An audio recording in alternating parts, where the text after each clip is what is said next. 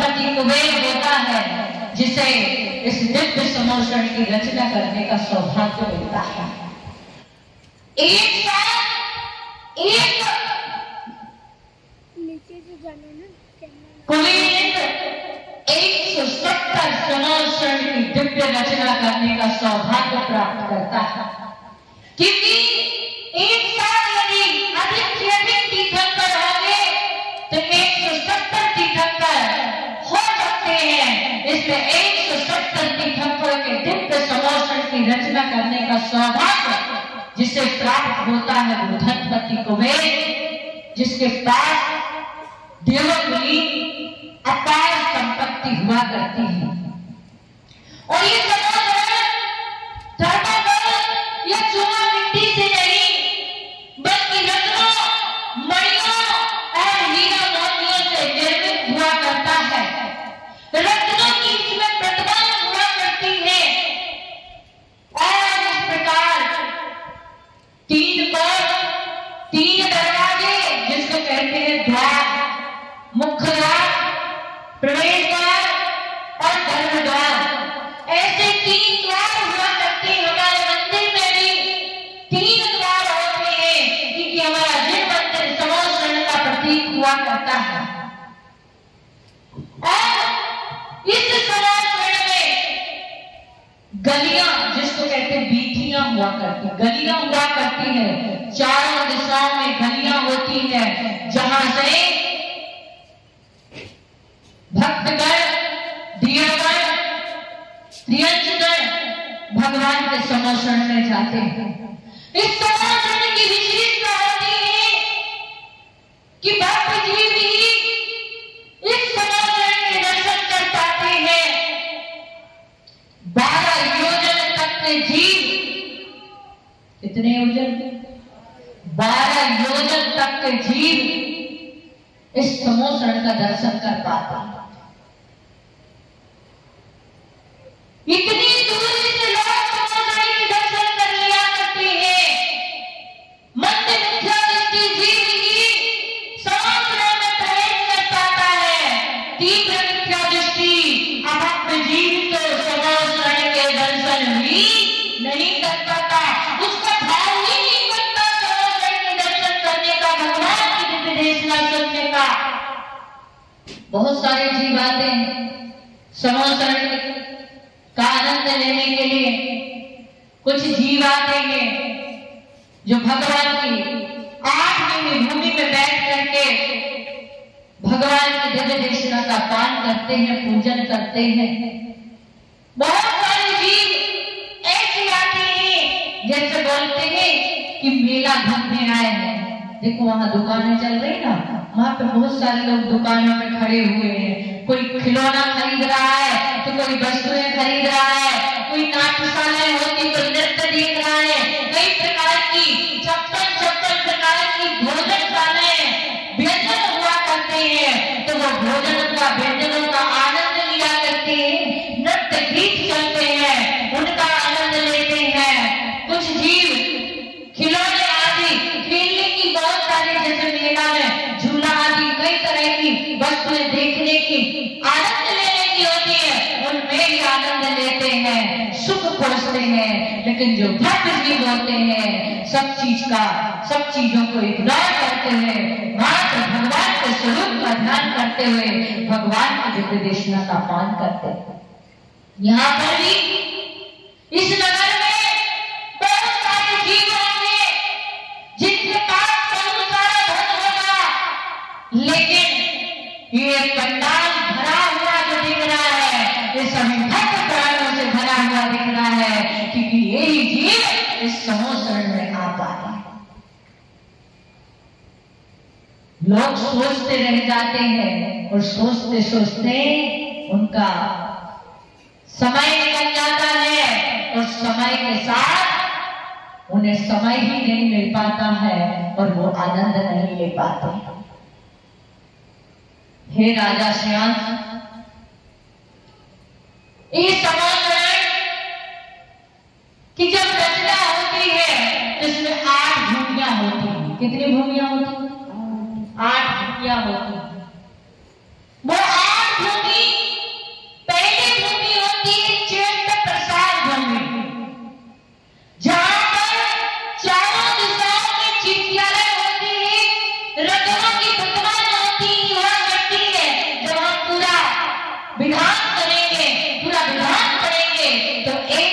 वास्तविक स्थिति आपको पता चलेगी कि चारों दिशाओं में चित्तयालय हुआ करते हैं।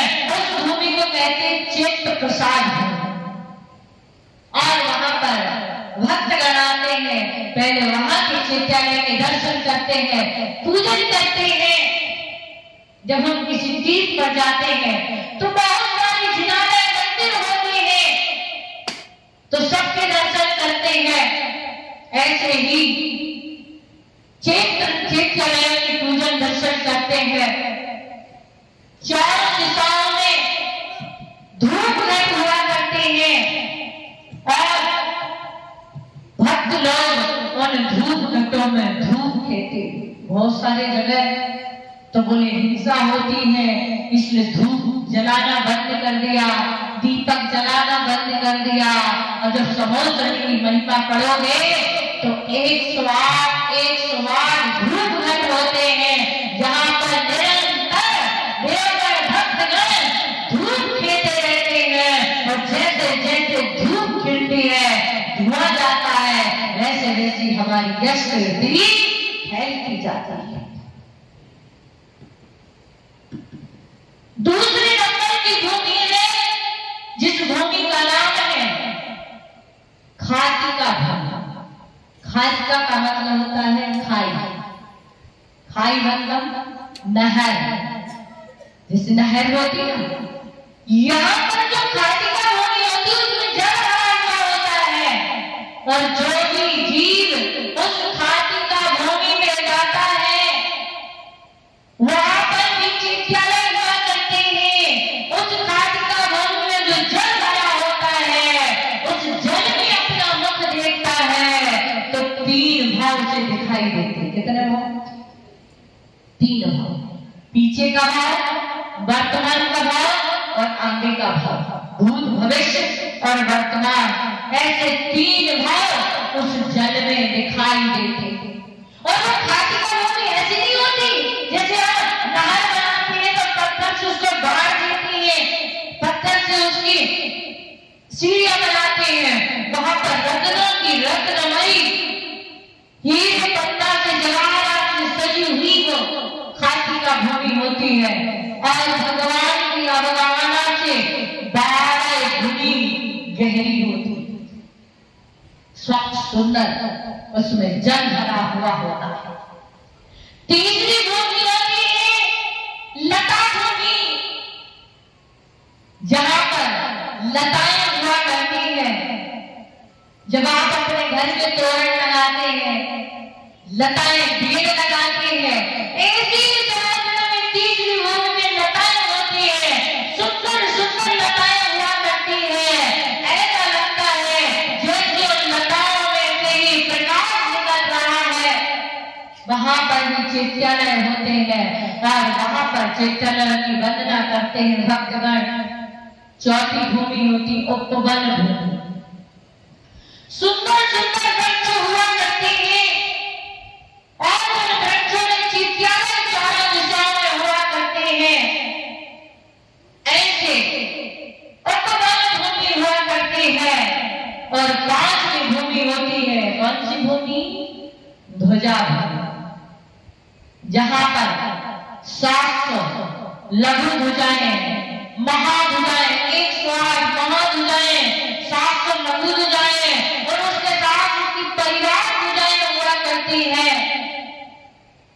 वहां पर चित्तयालय हुआ करते हैं और भक्तगण चित्तयालय की वंदना दर्शन करते हुए आगे बढ़ते हैं। 6वीं भूमि होती है कल्पवृक्ष भूमि, जहां पर जो मांगा जाता है वो विलाप हो जाता है, वो मिल जाता है।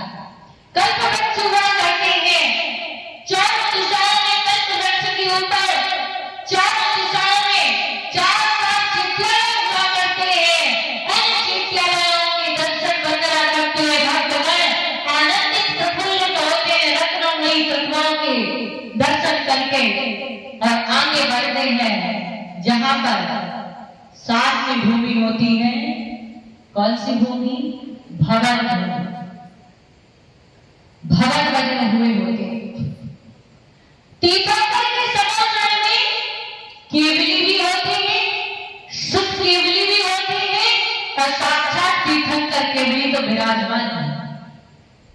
आपके मन में कभी प्रश्न नहीं आता कि जब भगवान है, तीर्थंकर केवली भगवान है, तो वहां पर जो शुद्ध केवली है या सामान्य केवली है, उनका यहाँ पर क्या था? तो भगवान की देशना तो 4 समय करती है। कितने समय?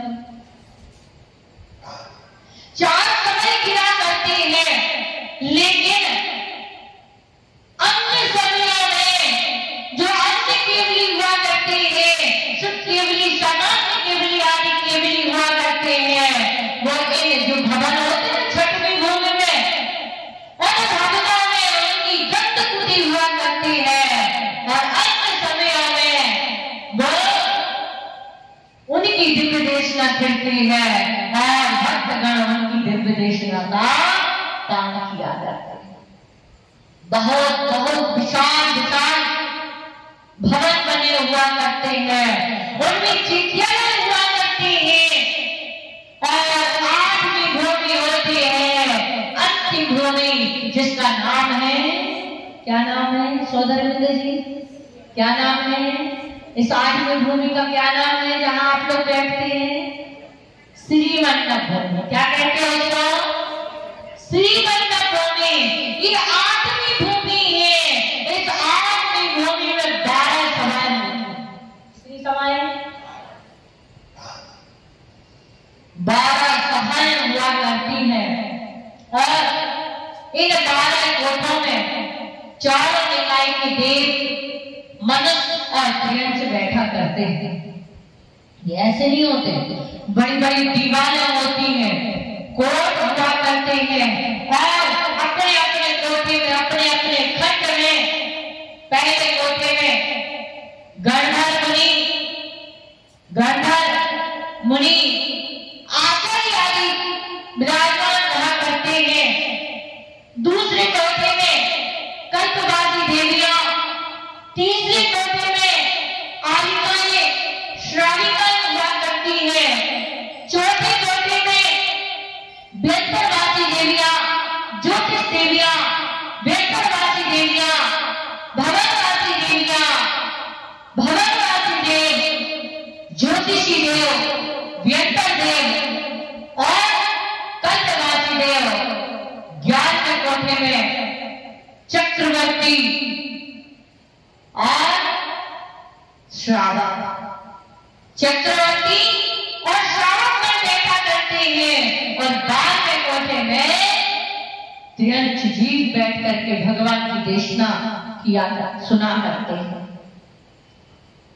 उसके ऊपर ये 3 गंध कृति जिसको कहते हैं, हम अपने भाषा में पांडुक शिला कहते हैं, और समुद्र में गंध कुटी हुआ करती है, और वहां पर ये 3 रत्नमयी, बैडूर मणिमयी, स्वर्णमयी, ये गंध कुटी की 3 कटनियां हुआ करती है। हमारे मंदिर में हम मतलब 8 प्रातिहार्य का 1 जोड़ा खाली विराजमान करते हैं, लेकिन यहाँ पर 108 मंगल द्रव्य हुआ करते हैं। 9 निधियां हुआ करती हैं, 108 9 निधियां, इन जो कटनियां हुआ करती हैं, इन कटनियों में हुआ करते हैं। धर्म चक्र को उदाहरण किए हुए आप देख रहे होंगे यहाँ पर यक्ष।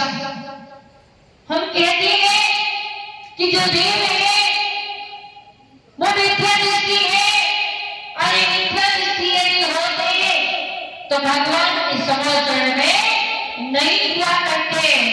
जो व्यंतरवासी देव यक्ष जाति का देव होता है, वो भगवान की प्रभावना करते हुए अपने मस्तक पर चारों दिशाओं में 4 यक्ष धर्म चक्र को धारण किए हुए रहते हैं, और अंतिम कटनी पर गंध कुटी के अंतिम कटनी पर भगवान अधर कहां विराजमान होते हैं? अधर विराजमान होते हैं।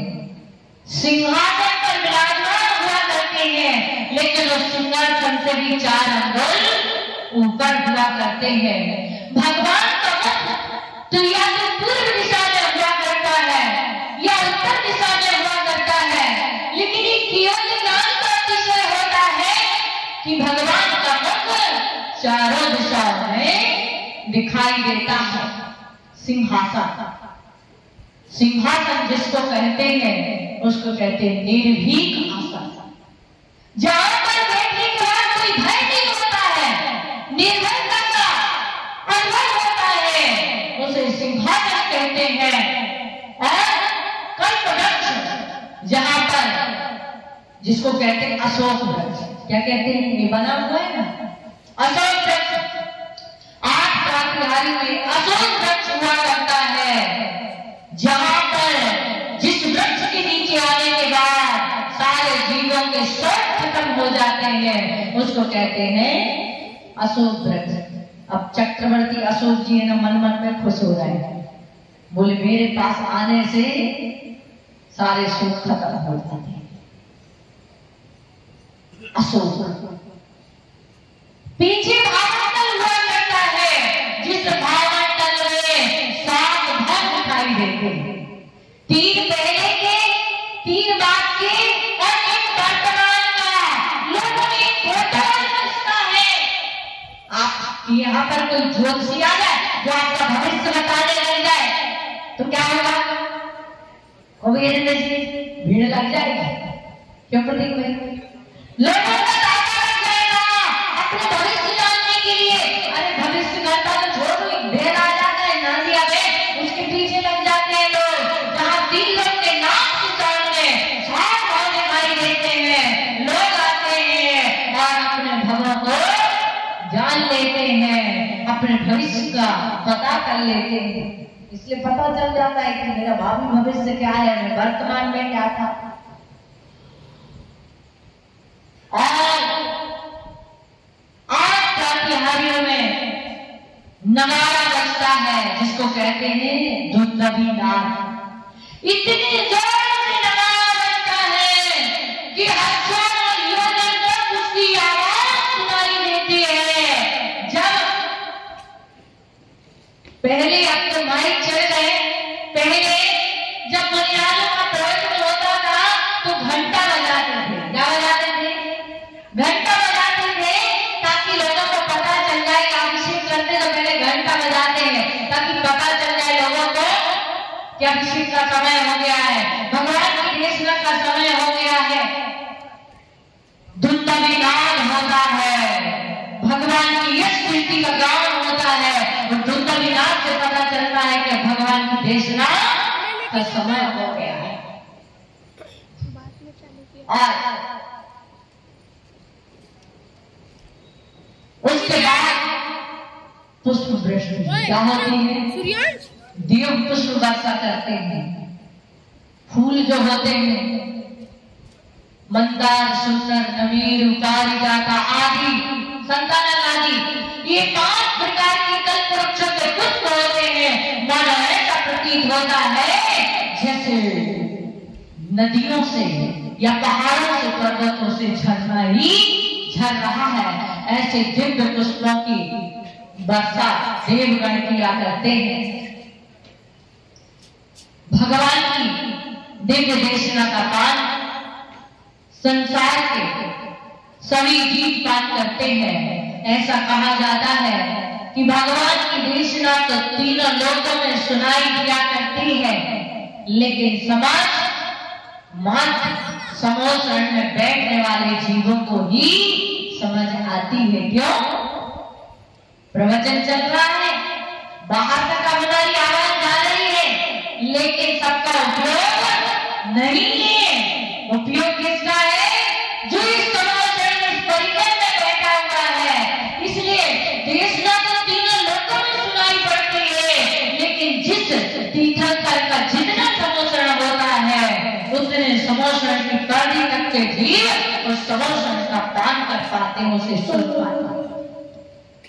भगवान आदिनाथ का 12 योजन, तो आधा योजन घटते घटते भगवान महावीर स्वामी का 1 योजन। ऐसे चारों दिशाओं में भगवान का जहां समोसरण लगता है, चारों दिशाओं में सुभिक्ष फैल जाता है। सारे जीव 100 योजन तक जीव जो है अपने बैर विरोध को छोड़ देते हैं, बीमारियां पलायन कर जाती हैं। 20,000 सीढ़ियां जो अंतर मुहूर्त में जीव चढ़ लेते हैं, लूला लंगड़ा बहरा सब आ जाते हैं। बहरा सुनने लगता है, लूला चलने लगता है, अंधा देखने लगता है। ऐसे अद्भुत समोसरण की महिमा हुआ करती है। इस समोसरण की महिमा का यहां पर भी बड़ा चमत्कार कि देखो बहुत सारे लोग बाहर जाने वाले थे। मैंने बहुत कहा था कि इतना बड़ा समोसरण की रचना हो रही है, आप लोग बाहर जाने का प्रोग्राम कैंसिल कर दो, यात्रा का प्रोग्राम यात्रा बाद में कर लेना, लेकिन अभी इसका आनंद लो। लेकिन कहते हैं गुरु की वाणी हमेशा सत्य निकलती है। गुरु ने कहा, लोगों ने नहीं माना, लेकिन उसके बाद सारे लोगों के कार्यक्रम कैंसिल हो गए और वो समोसरण में बैठे हैं। हमने सोदर जी अभिषेक साधवी से कहा, हमने सोदर बिंदु बनना है, बोले आपकी आज्ञा। और देखो आज समोसरण में बैठ करके भगवान की पूजा कर रहे हैं। सभी बात जिनको मैंने कहा वो सभी लोग समोसरण में बैठ करके भगवान की भक्ति कर रहे हैं। कैसा लग रहा आप लोगों को? बहुत आनंद आ रहा है। आज तो पहला दिन है और सबसे बड़ा अतिशय समोसरण का ये अतिशय हुआ। यहाँ पर दीक्षा भी हुई और दीक्षा के बाद इस समोसरण करने में समाधि भी हुई और अति उत्तम समाधि, शांत प्रणामों की समाधि। अच्छे संत वर्षों साधना करते हैं तब भी ऐसी समाधि को नहीं साध पाते हैं। ऐसी हमारी राजनांदगांव की गौरव शिक्षावती माता जी ने 4 दिनों के अंदर समाधि को साध करके उत्तम परम पद देवत्व को प्राप्त किया होगा। ऐसी धन्य वो परिवार, धन्य समोसरण की महिमा जो आपने देखी है। 2-3 लोग मुझे बता रहे थे कि माता जी आपने जो कहा था कि कल्पित पदार्थ मिलते हैं, मनोकामनाएं पूर्ण होती हैं, ऐसा एक कल्पद्रुम है। मैंने यहाँ पर बोली थी जो काम संभव नहीं था वो काम, नाम बता दूं क्या? वो काम हमारा हो गया है। मतलब चमत्कार अतिशय समोसरण लगने से हमने मात्र बोली की भाव बनाया और हमारा कार्य होना प्रारंभ हो गया। ये अद्भुत समोसरण की महिमा हुआ करती है। ऐसे इस समोसरण में बैठ करके जो भक्ति भाव के साथ भगवान की आराधना करता है, चक्रवर्ती के द्वारा इस कल्पद्रुम विधान की आराधना होती है। दिव्य समोसरण की रचना करके चक्रवर्ती किमिच्छित दानवान करके समोसरण को विधान को करता है, कल्पद्रुम विधान को करता है। और जो भक्त जीव इसका आनंद लेते हैं, भाव से पूजा करते हैं, वो निश्चित भाव से पार हुआ करते हैं। ओम नमः। ओंकार महिला के साथ प्रारंभ हुई देव देशना ओंकार महिला का संपन्न होती है। उसी समय मेरा दस्यांश